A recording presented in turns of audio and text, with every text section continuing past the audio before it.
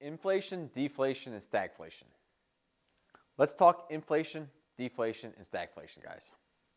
Unless you lived in the late 70s, early 80s, where inflation was out of control, you probably didn't know much about any of these until 2021, or it skipped your mind because we really never experienced inflation since 2000.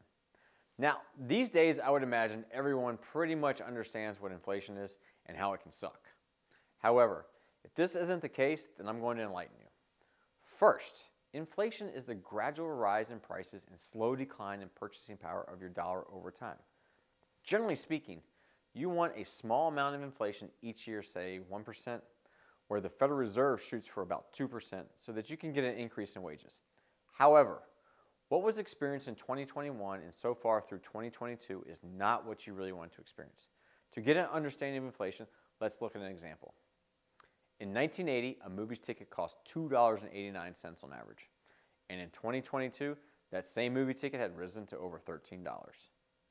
So what exactly causes inflation? Well, inflation is caused when you have an excessive amount of new money put into circulation at a rate that exceeds the amount of the economy's growth.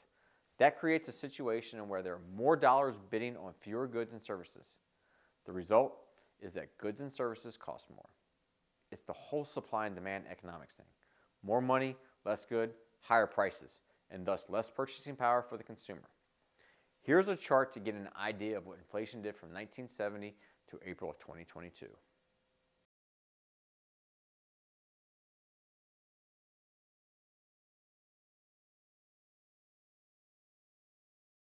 To get an understanding of inflation each month, the chief measures of the U.S. inflation are the Consumer Price Index, otherwise known as the CPI, the Producer Price Index, which is PPI, and the Personal Consumption Expenditure Price Index, which is PCE. Now, let's say you have an excessive amount of inflation. Then you may experience hyperinflation, say Venezuela from 2014 to 2018. Hyperinflation occurs when inflation rises rapidly and the value of the currency of the country tumbles rapidly. Hyperinflation is defined as when prices rise by at least 50% each month.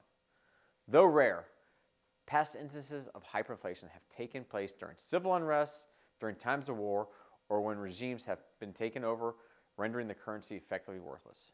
Let's look at an example. Let's go back to Venezuela in 2014 through 2018. Inflation rates became the highest in the world in 2014 under Nicolas Maduro and continued to increase in the following years, with inflation exceeding 1 million% by 2018. To put this in perspective, in 2022 in the US, the highest inflation got was a little over 9%, and that was really detrimental to people's ability to pay for their necessities. So imagine how crushing a 1 million% increase was. So then what's the opposite of inflation? Deflation. This is when prices of goods fall for a period of time, which can also be considered unhealthy because it can mean demand among consumers is weak, thus signaling economic issues.